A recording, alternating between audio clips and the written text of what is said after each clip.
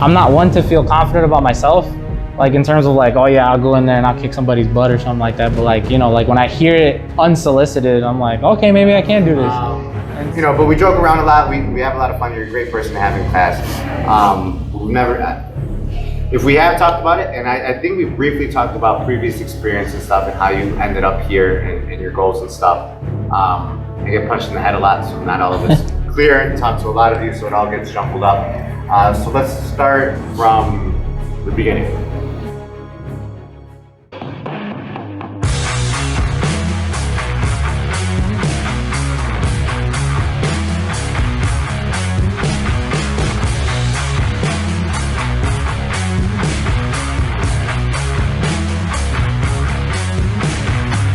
All right, guys, we are here with Andres, so I'm going to let him give a little intro of how long he's been training with us, and then we'll go from there. I honestly don't know how long you've been training with us. I mean, my name's Andres. I've been training, technically I've been here, like, I've been paying for like a year and like almost 2 years now, since last January. But I've missed some weeks, some months. It probably adds up to a few months, so I've only really been training maybe like probably like a year and a couple months, Okay. year and a half, something like that. This one's gonna be the first two that we did with Lily and Brian. I had the opportunity to talk to them prior. I've had conversations with them. You and I don't think I've ever sat down to have like a conversation since you've been here. The first time I ever came in. Yeah. And I don't remember what happened 2 weeks ago. So, you know, but we joke around a lot. We have a lot of fun. You're a great person to have in class. We've never, if we have talked about it, and I think we briefly talked about previous experience and stuff and how you ended up here and your goals and stuff. I get punched in the head a lot, so not all of it's clear, and talk to a lot of you, so it all gets jumbled up. So let's start from the beginning. Did you have prior training before you started training with us? Yeah, I did. Never like at this level, like I guess like where I was doing it this hard or like purposefully. Mm-hmm. But I played football in high school, and part of that was my mom always did boxing before she went to work. Like her job gave her like membership at a boxing place, and so I would go with her a lot to do like boxing over there. But it was just a lot of pad work. It wasn't really a whole lot of technique. It was mostly for conditioning, just for football, just because it was another way to stay active as a lazy teenager, all that stuff. So I did boxing. And then my cousins were both wrestlers in high school, and they both placed like top 5 in city a few times, like that kind of thing. So they always wrestled, and you know, when they came over and stuff, we'd wrestle, we'd do stuff like that. And you know, I wasn't a wrestler, so they'd always kick my ass, that type of thing. So I started just learning stuff from them. Just, you know, one thing I like to do is I just like to learn things, like so many random things. So like I just picked up a lot of different things from them, and then I wanted to do some jiu-jitsu stuff because I saw UFC. I thought it was really cool, all that. And so I signed up for a gym, Top Level, the one that you've seen that I wear the shirt every now and then. I signed up there. I went there maybe a few weeks, and then I just stopped going. And so it was never really consistent, because then I went to a couple other gyms for like jiu-jitsu stuff throughout like high school. I think I went to like 2 different jiu-jitsu places, but I never stayed for longer than maybe a month or 2. And then when I went to college, I played football in college, and when that ended, I got really, really lazy. Like when I was done with football, like I spent like all my time not doing anything. I worked, came home, slept, played video games, went back to work, did the same thing every day. I blew up. Part of that was in college, I actually got on a real weightlifting program. So I got up to like 240, a lot of muscle, was really strong, really conditioned, really in shape. But then after that, I kept eating the way I was.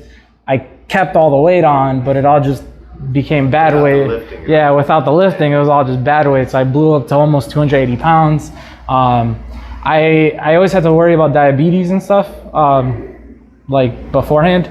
But then, you know, once I blew up and I got really lazy, that's when I actually got diagnosed with diabetes. So there was a point where I wasn't taking my medicine, I wasn't doing anything. And I said, okay, you know, maybe I should start looking for a gym and doing something. And I went to a kickboxing gym. And at that kickboxing gym, it's a Chicago Muay Thai kickboxing, something like they call something like that. I went there, did that for a month, and I quit again. So I was in this like, oh, I was going to gyms and all that stuff. but never staying. My cousin, one of the wrestlers, he had a membership at UFC gym, and he was really good friends with the jiu-jitsu teacher there and everything like that. And so I started going with him. I actually got into a little bit of routine where I was going there for a few months, learning basic jiu-jitsu stuff. It was really small. It wasn't really, you didn't really have a lot of room to practice stuff, but just being around it, you learn some stuff. And then I had my cousin that I was always rolling with, and he's been doing jiu-jitsu for a few years now. He's done tournaments a long time before I did my first one. And so I was learning stuff with him, and I wanted to do the stand-up stuff more, because jiu-jitsu is fun. I really like jiu-jitsu, but like for me, I really like the boxing, kickboxing stuff. Like that was where I wanted to put it together. So I Googled MMA places in Chicago, and I found this one. And I go to Illinois Tech, so it was 5 minutes away from my school. And I was like, that's perfect. I can go to school, whatever, and then just take the bus here. It takes 5 minutes, and then so yeah, that's how I ended up here. And the first day, well, I don't know. Do you want me to talk about this? Yeah, go for it. So I don't remember people's first days very well. So I signed up for like the first free class or whatever. You guys were doing some like discount for people coming in January, something like that. And so I came here the first day, and I was here like an hour early, just because I'm paranoid like that. I go early to places. We need more people like you. Yeah. I hate when I'm late. Like I get paranoid even when I'm here, and I get here at like 7:35, and it's just 7:30. I freak out.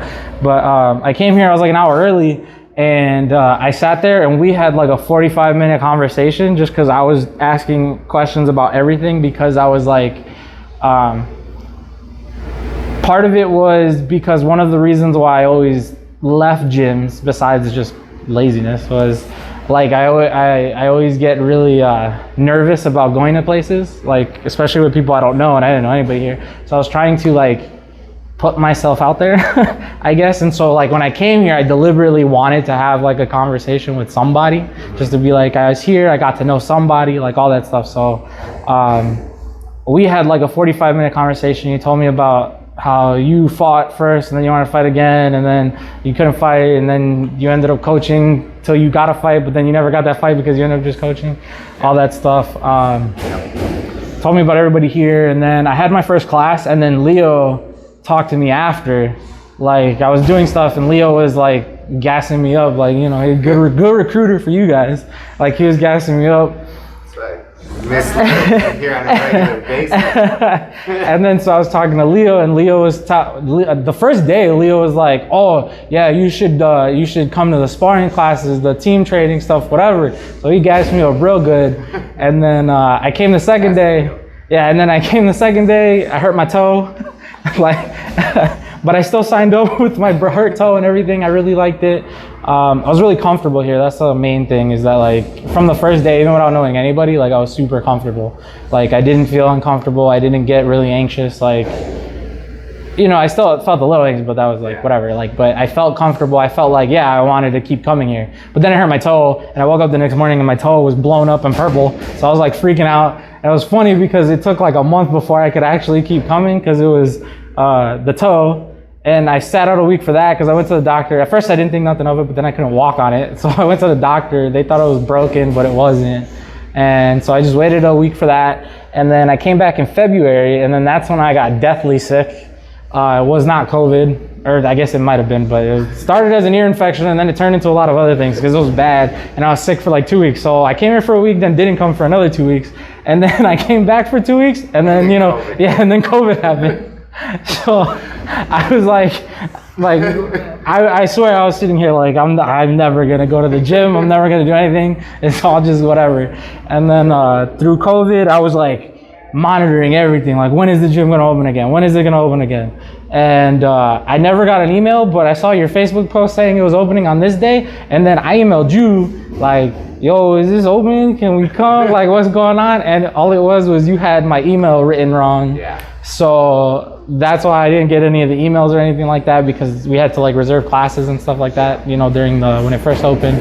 And then once I came back, that was like, it's funny now because I make fun of you because you tell people don't do the sparring classes, but then I came the first day back, and the first day back I'm sparring with Aaron and like Manny and all the people that have been sparring forever.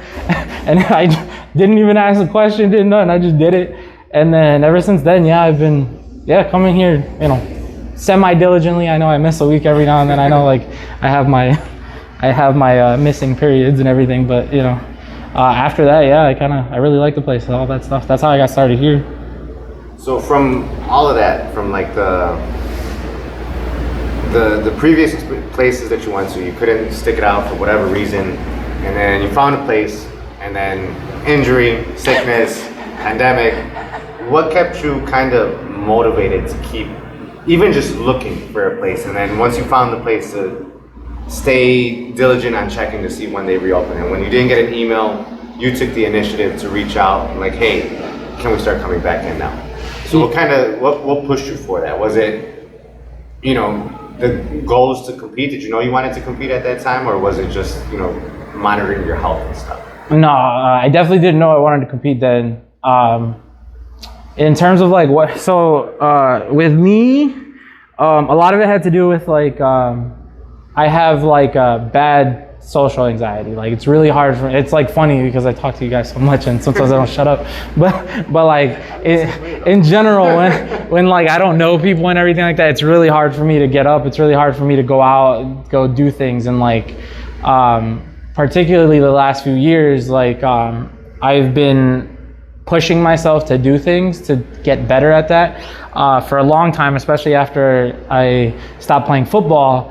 And I left that college, I went to another college. I thought I was doing one thing, I didn't do that thing. So I was bouncing around with a lot of stuff. I didn't know what I wanted to do. I wasn't a great student in high school, so I wasn't like, oh, this is what, I wasn't like, oh, this is what I'm gonna do right after high school, whatever. But I always acted like I knew what I wanted to do, even though like I really didn't. And then so I was bouncing around, I was dealing with like the anxiety of like pretending I knew what I wanted to do, but I really had no idea what I wanted to do. So I'm like bouncing around.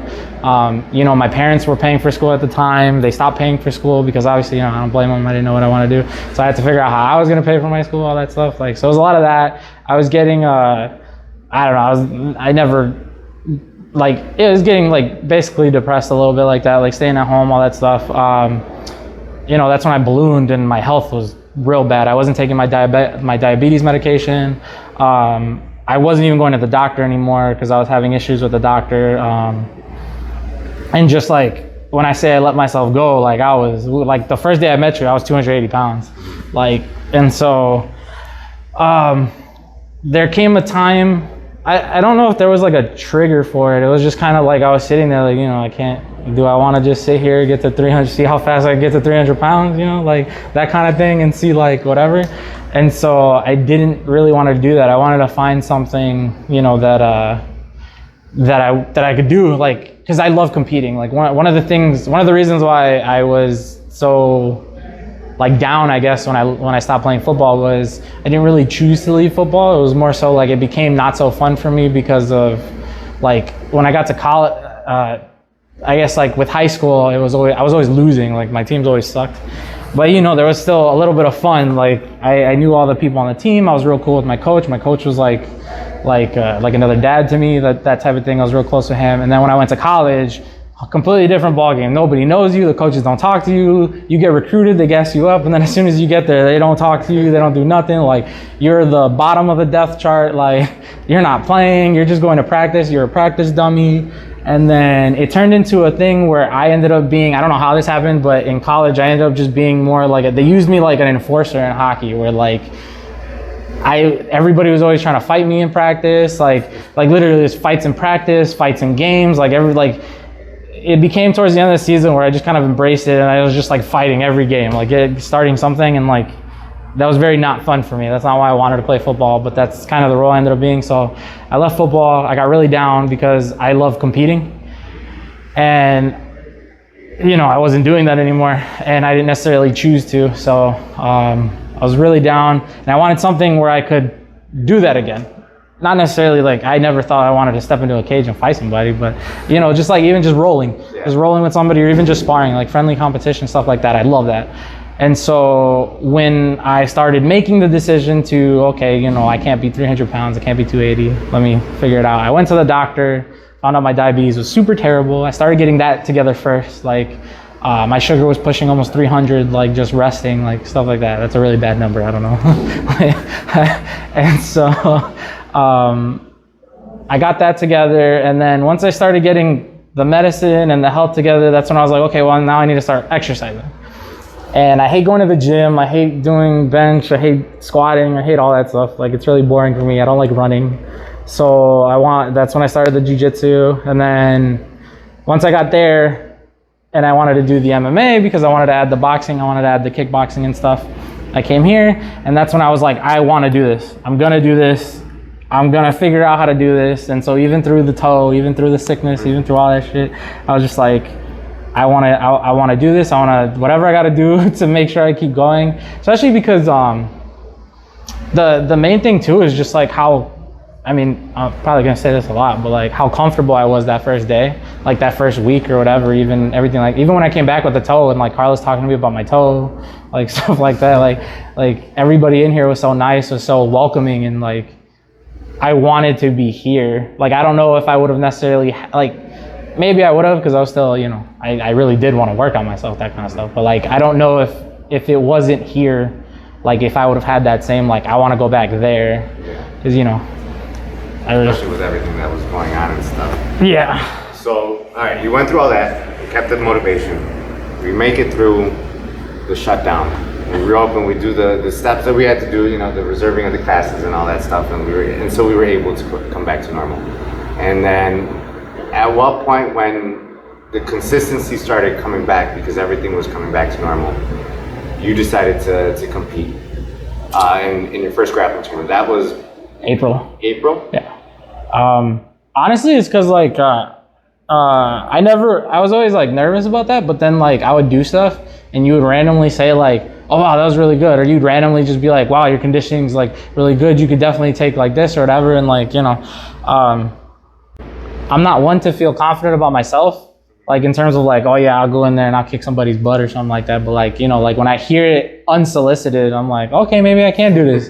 And so yeah, I was like, you know what, I wanted to do the one in November, I think it was, or September last year or whatever. And I ended up not doing that one because the COVID numbers started going back up, and you know, some people in my family were like, hey, can you like not, like whatever, like, and I had a nephew that was born, so he was a baby and I wanted to see him, and they were kind of making it a thing. So I was like, yeah, you know, maybe I don't have to compete yet. Maybe let's give this a little bit before I compete again. But then once the April one came around, because I know I missed all of like Christmas and New Year's, and then once I came back and I knew the April one, I was like, I want to do that one. Like, I want to do that one.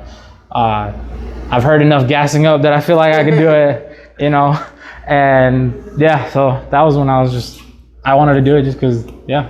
And then we got there, started off rough. We lost the first two matches. Oh yeah. Okay, so what was going through your head before and then after those first two losses? Before the first two losses? Yeah, like just, we're getting ready, we're on deck.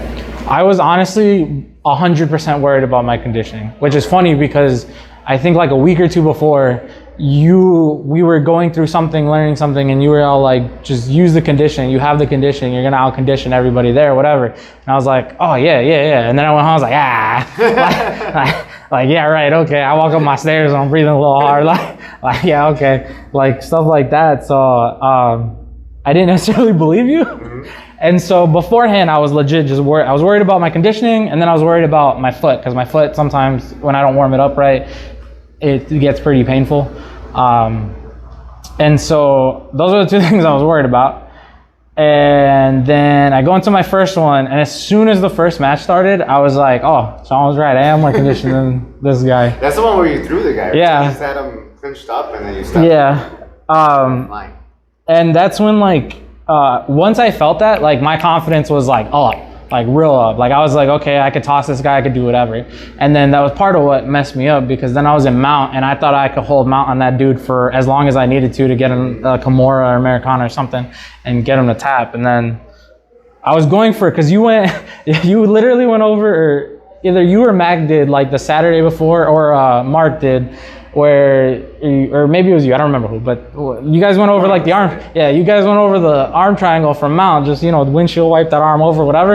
And I was literally, as soon as I was like, I'm gonna do it. I'm gonna do exactly that. Like, whatever, I'm gonna get it done. So I was going for that, and I was going for that so hard, and I was so confident that I could just hold mount that, like, I definitely just didn't think about my opponent at all. I was thinking everything I was doing, I wasn't thinking about anything my opponent was trying to do. And then I got swept and I ended up in my own arm triangle.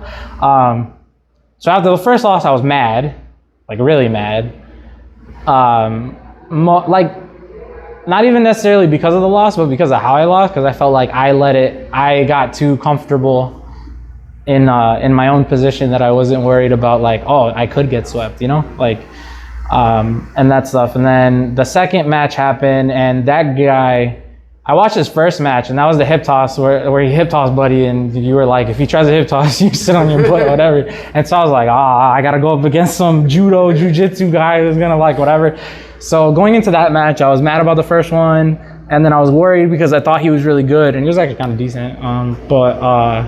Went into that one, but then as soon as I started going with him, and I knew he was tired, because he was tired right away too, and I felt like, okay, I got to use my conditioning, arm drags, all that kind of stuff. And then once I took him down, I thought I was good, and he got the Kimura on me, and, like, good on him. He wrapped it up, and, like, that dude was strong too. He flipped me over with just the arm and everything. Like, you know, in the moment, I was mad. Like, in the moment, I wanted to flip a table. I wanted to go, like, whatever, like, you know, but my girlfriend was there. She was just, you know, it's okay. And then you were there, and one of the things you did that, like, I look back and was all like, thank you for, was just like, you let me be mad. You weren't like, oh, you didn't say nothing about that. You just said, it's okay.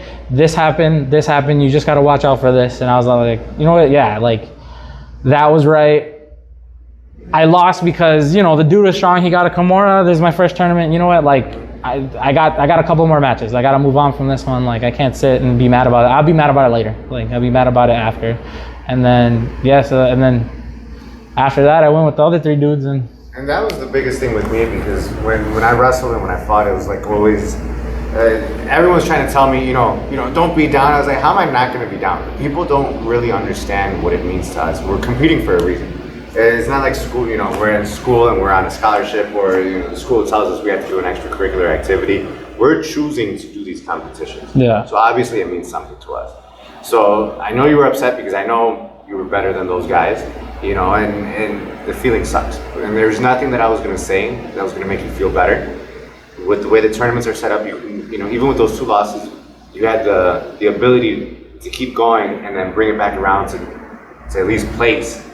You know, so I was like, I'm gonna let you have the emotions because you're gonna go through them anyway. This is the technical stuff, you know, and then that's when it was kind of like I got to see your first two, and then Joe was also competing. So and then that's the part that sucks with these tournaments, because then it turns into a back and forth thing. And I think I missed your first win, which was your third match. I don't think I was there for that one. I think you were there for that one, because that's the one where I dragged the dude to you because I couldn't hear you. Yeah, that's right. That was the one I couldn't hear all you. the way across the mats, and you couldn't hear how to get out, so you just dragged them over. And I said it again, and then you did it right away, and you got him. And then it was the back and forth thing. And then this is a story I like telling in class, because it was the same thing with my fight. My fight, I envisioned a certain way that fight was going to happen. And I was going to win that fight with a rear naked choke from a scramble.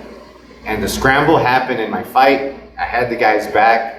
I was like, this is it. But then one of my other coaches, not my main coach, but, you know, you get two coaches in the fight, so the side coach is like, armbar. I was like, why? But me being the soldier that I was like, all right, fine. I'm gonna listen to my coach. I'm gonna go for this armbar, even though I suck at armbars, and the rear naked choke is right there. Didn't get the armbar, ended up losing by decision. So that's what leads to this one, because from that moment, when I started coaching, I wanted to train everybody here to be able to think and act on their own. We can see certain things as coaches, you guys can feel everything else. And you did exactly that when I walked back. This was for third place, right? Yeah. You won, you got to third place. This was your last match. I just finished coaching Joe, and then I run over, because I see you're on the mat, so I run over there, and I don't know how much time I missed, but I just see you kept pushing the guy. And the other guy's like exhausted. He looks at his coach, and the coach is like, don't worry about what he's doing. And I was like, Andres, you gotta stop pushing him and attack the legs. pushed him again, and I was like, oh my God, what is he doing? And you push him one more time, and this guy comes running towards you, and fucking you lateral throw him. Just you get Dan Severn like a week before the tournament. I still gotta write my thank you letter. And Dan Severn shows his throw, and you pull it out on the guy, and he taps like as soon as he gets down. You threw him and then landed in side control, and the dude was so tired he didn't want any more of it. And I'll never forget, you came up to me right after, and not even like in a celebration. He's like, I knew you were gonna be mad. I kept pushing him, but I felt him so tired. I knew if he just grabbed me, I'd be able to throw him. And it's just, it was exactly what I want my competitors to do when you did that, you know. So it was a lot of fun, and I think that was the day that I get to know you guys through training, and then I get to know you guys a little bit deeper through competitions, and then this is helping me know you guys even more, you know. So now I've been through all those steps with you, and I can't wait for you to compete again, because I think you have what it takes to make it fun, you know. In grappling, you know, and striking, you're making these improvements, you're making these strides, technique wise, conditioning wise, because I remember you do a few rounds and then I need a round, and you restrict to your 3 rounds or 5 rounds, and then I can't do anymore. And if I asked for strength and conditioning, you looked at me like I was crazy. You're like, you said 1 more round. I mean, I still look at you crazy now. I don't know. You know, but you're making all these improvements on the mats and stuff to be able to do something with this, because you have that. We try to build a community, you know, where there's no ego, everyone's comfortable, you're there. That's what got you to stay, and you're passing it on to other people. You know, when Brian started coming in, you started building a real good relationship with Brian. You guys drove around a lot, but then when it's time to work, you guys push each other too. You know, and as the coach and the owner of the gym, I love seeing that. You know, and hearing now, you know, the social anxiety that you had, to know that you came from that to now doing the things that you're doing, competing, training, building these relationships with your classmates and your teammates and stuff, it's just, it's awesome to see it, you know. So I guess that would be kind of like, and it might be an obvious question because you kind of already said it, what was the biggest thing that you got from your training that helped you do all that? That helped me do what? Everything that I just said. You know, so to make these changes where you were an enforcer on the field, where it was just, you were just there to fight, that now you're helping people grow. And you had the social anxiety, and now you're building relationships with people that you're meeting for the first time, essentially. From my train, like, it's most, like, a lot of it is like stuff that's always been there. Like, I mean, I love learning stuff. Like I bond with my girlfriend over like learning shit. Like we like school. Well, I like learning things. I don't like school. She likes school, but like that's like what we do for fun. We go to museums and stuff. So there's that. Like I've always liked learning. So like once I was comfortable here, like, you know, just talking to you, like, I'll tell you, if you're talking about something that I got from here to like help me through a lot of the anxiety stuff, was just you and Carla being like really cool people. Like, just you guys are really nice. I mean, even NayNay, like, I mean, like she would talk to me and I didn't even like really know her like that, and I would always be like, oh, you know, like, you know, Aaron's another one that like had a big impact on like me, like especially like learning and like technique wise and everything like that. Aaron's got a big influence on me with that, because I would always spar with him when I was coming in the mornings and stuff.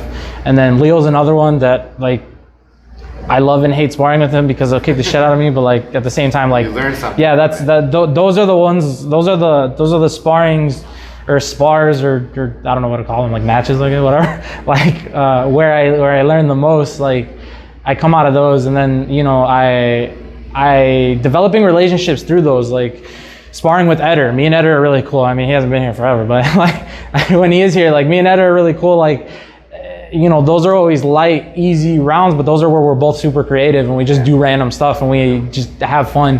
And it's two big dudes rolling around. I mean, I'm a lot bigger than him, but like stuff like that. Like, and having those different people, like sparring with Aaron is that really tough I'm gonna have to use that technique. We're gonna learn, I'm gonna have to be technical. I'm gonna have to learn how to push through my tiredness because he's not getting tired before me. And he's not gonna stop jabbing me to death either. So that's the really technical one. Brian even is the one that's really like, we're both gonna be tired, but we both gotta push each other. And like, he's got me learning things because he kicks the crap out of my legs constantly. So every time I'm with him, I gotta remember different things. Like, you know, and then with him, if he gets tired and I'm on top of him and I lay on him for a little bit, I gotta be like, come on, man, just do something. like whatever, you know, like pushing him that way. Or even when he doesn't move his head and I smash him in the face every time he throws a kick, you know, he's gotta learn how to do that. Like, but it's those things where it's like we're constantly learning and everybody's a little bit different, and having all those different people in training, like that's really not only just learning how to build relationships like that, because like it's really weird to me because it's like when you're sparring, it's like a completely different relationship than just like talking or hanging out, because it's like I said, me and Aaron's sparring relationship is very technical. He's gonna make me learn a bunch of new shit. Like I'm gonna have to make sure my jabs are on point, my technique's on point, because I'm not taking him down with a sloppy takedown. With Eder, it's creative. With Brian, it's more, you know, just pushing through with limits, that kind of thing. Like, you know, so just doing that within sparring, and it's so fun because like you're doing the sparring, so there's no like pressure. Like it's just like, hey, we're doing this, we're having fun, and then like, you know, I guess it's cliche, but then I take that and I get to do that in real life, where it's just like, okay, well, it's not a sparring situation, it's a talking situation where now I gotta learn how to talk to somebody, and it's kind of like, okay, well, how do I get through that? Like, how do I push myself to do that the same way I push myself to be more technical with Aaron or whatever with Brian, you know? That's exactly the purpose of this, and that's NayNay's smiling too, because that's exactly what we talked about. I did not think that this was for me, like this whole idea of a podcast. We just sparred last week. Yeah. You know, and you saw my style is very much counter-striking. You're gonna throw something, and I'm gonna find somewhere to throw something in there, and it's the same thing. I'm the same way in conversations. You know, I can, once the conversation is started, I can talk all day. It's just starting the conversation. I'm not gonna do that. Just like in sparring, I'm not gonna engage with you. I'm gonna wait until you throw something, until you go for a leg, and then that's when I'm gonna start fighting. So it's funny that you said that, because that's exactly the purpose of this venture. So thank you for also proving a point here, which of what we're trying to do. It's just trying to take martial arts and turning it into a lifestyle. And it's not just martial arts, it's taking something that you truly care about, something that's maybe viewed as a hobby to some people, and then showing those some people that this is more than just a hobby. And that's why we started this. Without knowing too much of your backstory, well, I did, but it was a long time ago, and I forget things. You know, and the times that I've gotten to see you train, compete, you know, the goofing around that we do after class and stuff, without knowing exactly what was going to happen in this conversation. It's a great conversation because you kind of showed exactly what we're trying to do, and you're there. You know, so it's awesome. Thank you for being the student that you are. I look forward to the next grappling tournament, and maybe one day you kind of tease me with it, going in the cage too, you know, but no pressure. And we'll definitely do this again. We'll train again, and then we'll keep talking. I feel like we've only touched the tip of the iceberg with this conversation, so thank you. You're welcome. Thank you for having me on.